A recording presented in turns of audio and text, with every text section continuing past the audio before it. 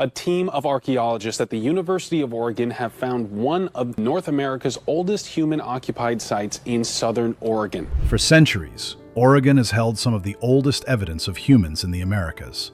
And for a long time, archaeologists believed they had the timeline figured out. They thought they knew when people arrived and where the story began. It all felt settled until a recent archaeological deep dive exposed how fragile that certainty really was. What turned up didn't just challenge a date, it disrupted the entire narrative. So what was discovered, and why does it change the story so dramatically? Let's get into it. The discovery at Rimrock Draw. For years, the conversation about the oldest human settlement in the Americas kept circling the same names. Places like White Sands in New Mexico and Cooper's Ferry in Idaho sat at the center of the story. They were treated as the starting line, the earliest proof of when people first arrived. But what if that line was drawn too late? What if the story stretches further back, past those familiar sites, into Oregon, more than 18,000 years ago?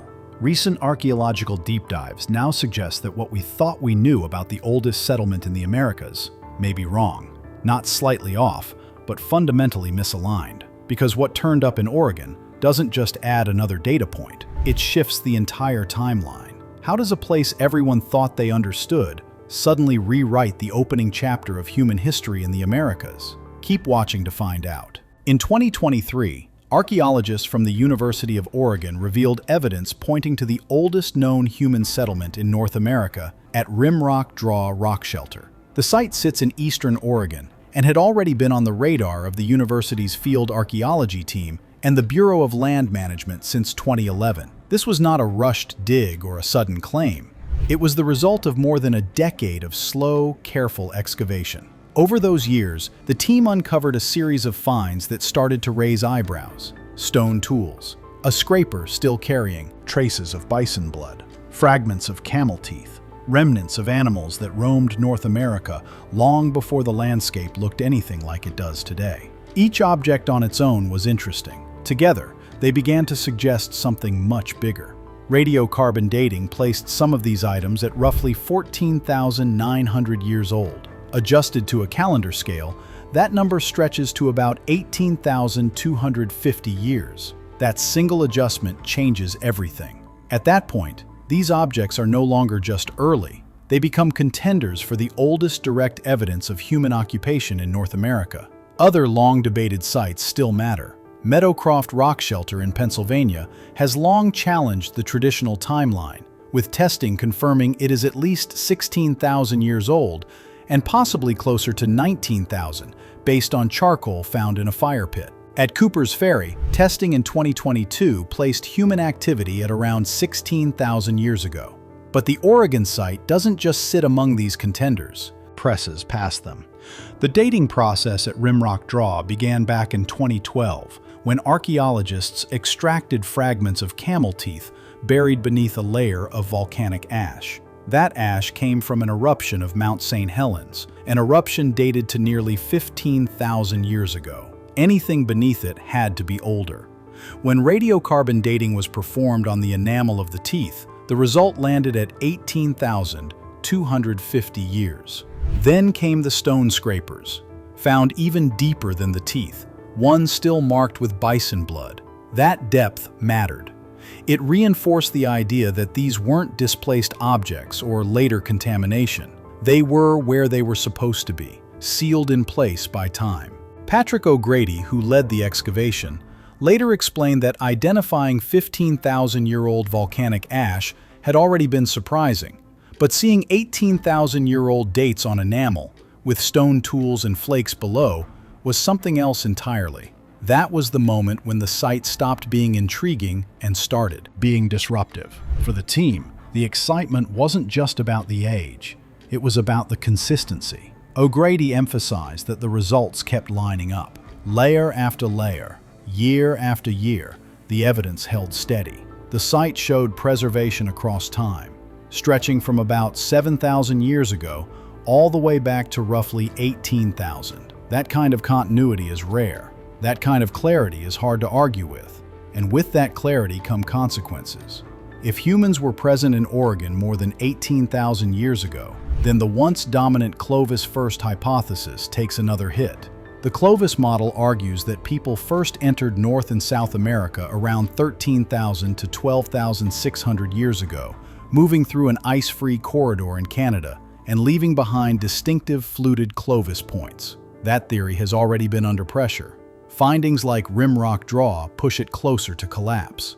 Heather Ulrich, archaeology lead for BLM Oregon and Washington, described the discovery as an exciting development for the archaeological community, noting that the new dates push evidence of human occupation in North America even farther back, possibly further than any site confirmed so far. Lexi Briggs from the University of Oregon Museum of Natural and Cultural History framed it more plainly. She pointed out that Oregon has been at the forefront of studying ancient human presence since the early 20th century, and that discoveries like this are showing how people have lived in Oregon for as long as there have been people there. And by extension, for as long as there have been people in North America at all. What's unfolding at Rimrock Draw isn't a neat conclusion. It's a reopening of the story, one that refuses to stay settled, one that suggests the first chapters of human history in the Americas may be older, deeper, and far more complex than anyone was ready to admit. If people were already this far south this early, then the bigger problem isn't the date, it's the route. That question doesn't get answered in Oregon. To follow it, researchers had to look elsewhere, to a site that doesn't just challenge when people arrived, but how they moved across the continent in the first place. The discovery at Cooper's Ferry, Idaho. The question of how the first settlers reached North America is still wide open, and it refuses to settle into anything neat. For decades, the dominant explanation pointed to the Bering Land Bridge. As sea levels dropped at the end of the last ice age, people were believed to have walked across from Asia, then moved south through an ice-free corridor that opened around 14,800 years ago. That version of the story held for a long time because it felt orderly, logical, contained. But the evidence keeps pushing back. More and more, it suggests the first settlers didn't march across a frozen plain behind herds of large animals. Instead, they likely hugged the Pacific coast, moving by water in ancient boats, following shorelines that no longer exist. That shift changes the rhythm of the story completely. This migration, one of the last major human movements across the planet, still carries a sense of wonder, according to Lauren Davis, who has spent years trying to piece it together. To do that, Davis and his team turned to Cooper's Ferry, a site tucked where Rock Creek meets the lower Salmon River in western Idaho.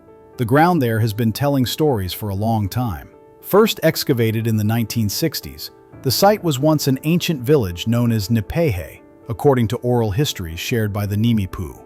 Between 2009 and 2018, Davis's team reopened the site, focusing on a single excavation pit no bigger than a modest room. What they found inside it was anything but modest. They uncovered 189 artifacts, stone tools. Dozens of flakes were left behind from tool making. Stemmed point fragments are already known across the western United States. Mixed in were bone fragments from an extinct horse, surrounded by tools, with what looked like a hearth just nearby. The layout suggested a moment frozen in time, butchering, cooking, eating. Radiocarbon dating tied the charcoal and bones together, placing the oldest samples between about 16,560 and 15,280 years ago. Crucially, these materials sat in the same layers as human tools. That timing matters. It puts people in Idaho well before the ice-free corridor was supposed to be passable. For years, the Clovis culture was treated as the beginning, arriving around 13,000 years ago. But sites like Monte Verde in Chile, dated as far back as 19,000 years, already cracked that narrative. Cooper's Ferry pushes the pressure further. If people were here 16,000 years ago, the corridor explanation starts to wobble. Not everyone agrees on how far it wobbles. Some researchers argue the dating may lean slightly young, closer to 15,000 years. Others caution against overreaching comparisons, including claims that some tools resemble those from ancient Japan. Genetics and dental evidence don't support that link, and critics call the similarities superficial. Even so, few dismiss the site outright. Cooper's Ferry may not rewrite everything on its own, but it adds weight to a growing idea that the first Americans likely arrived by water, not ice. that the coast, not the corridor, carried the earliest footsteps, and that the story of how people reached this continent is older and far more complicated than we once thought. And once that possibility is on the table, the focus has to shift, because Cooper's Ferry doesn't just challenge a timeline. It forces a deeper reckoning with everything we assumed about the first settlers themselves, where they came from, how they moved, and how much of their story has been shaped by what we expected to find, rather than what was actually there. Things we didn't know about the first settlers. During the last ice age, humans stepped into two vast and completely unknown continents, North America and South America. It was not a gentle expansion. It was a leap into unfamiliar land, ice, and uncertainty. For nearly a century, researchers believed they understood how that leap happened. The story felt firm, almost immovable. The first people crossed the Bering Land Bridge, a massive stretch of land exposed when sea levels dropped. And those people were the Clovis culture. They arrived shortly before 13,000 years ago, moved south, and populated the continents. That version of events became the backbone of American archaeology. Under what became known as the Clovis First theory, every indigenous person in the Americas could be traced back to this single inland migration. One crossing, one corridor, one founding population. As Lauren Davis has explained, the theory carried weight because it offered simplicity. For decades, it shaped where archaeologists dug, what they looked for, and what evidence they trusted. But over time, the ground beneath that certainty began to shift. In recent decades, discovery after discovery has made one thing harder to deny. Humans reached the so-called New World thousands of years earlier than originally believed, and they likely didn't arrive by an inland route at all. Now, this raises the question researchers are now forced to confront. Who were the first Americans, and how and when did they actually arrive? Genetic studies provide part of the answer. They suggest the first people in the Americas descended from an ancestral population formed when ancient North Siberians and East Asians mingled roughly 20,000 to 23,000 years ago. From that blended group came descendants who crossed into the Americas sometime between then and about 15,500 years ago. This framework has been outlined by David Meltzer, whose work combines archaeology with genetic evidence to sketch the broad outlines of migration. Yet archaeology keeps complicating the picture. Some sites suggest people arrived far earlier than genetics alone would predict. At White Sands National Park, fossilized human footprints appear to date between 21,000 and 23,000 years ago. If those dates hold, they place humans in North America during the last glacial maximum, when massive ice sheets covered much of Alaska, Canada, and the northern United States. That timing alone strains the old narrative. Other evidence pushes even further back, though not without controversy. Some archaeological data hint at human presence in the Western Hemisphere by 25,000 years ago, possibly even 31,500 years ago. If confirmed, those dates would force a far more complex story of repeated movements, pauses, and adaptations rather than a single decisive migration. Despite disagreements over timing, nearly all scientists agree on one essential point. None of this would have been possible without Beringia. During the last ice age, so much water was locked in ice sheets that sea levels fell dramatically, exposing a vast landmass between what is now Alaska and the Russian Far East. At its widest, Beringia stretched roughly 1,100 miles. It wasn't just a bridge, it was a landscape passable by foot between about 30,000 and 12,000 years ago, long enough to support people, animals, and entire ecosystems. From there, the clarity dissolves. The older version of the story took shape in the early 20th century, when archaeologists uncovered distinctive stone spear points near Clovis, New Mexico. Sharp-edged, leaf-shaped, easily recognizable. The people who made them lived between about 13,000 and 12,700 years ago, a timeline refined by later analysis of bone, charcoal, and plant remains. Their tools were everywhere. Their presence seemed undeniable. The conclusion felt obvious. These people crossed Beringia, moved south through an ice-free corridor between massive continental ice sheets, and spread rapidly across the Americas. Carrying their signature Clovis points, they hunted megafauna like mammoths and bison and adapted quickly to new environments. For decades, suggesting an earlier arrival felt speculative at best. Then, the clock started moving. In 1976, researchers confirmed the age of Monteverde II in southern Chile at roughly 14,550 years old. The finding was controversial. Acceptance came slowly, but once it did, the floodgates opened. Other sites followed.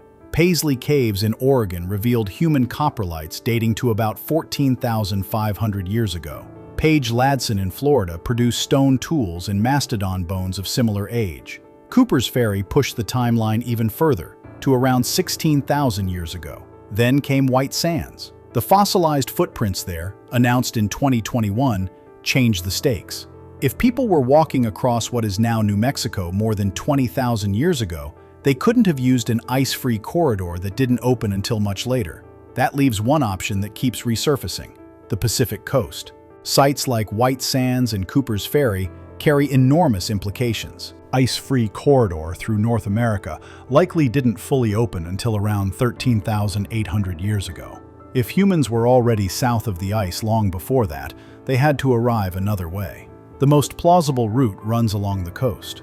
That coastal journey could have been made on foot, by watercraft, or both. But there's a problem. No boats have been found. No submerged coastal sites from 16,000 years ago have been uncovered. As Davis has pointed out, there is no direct archaeological trail to follow.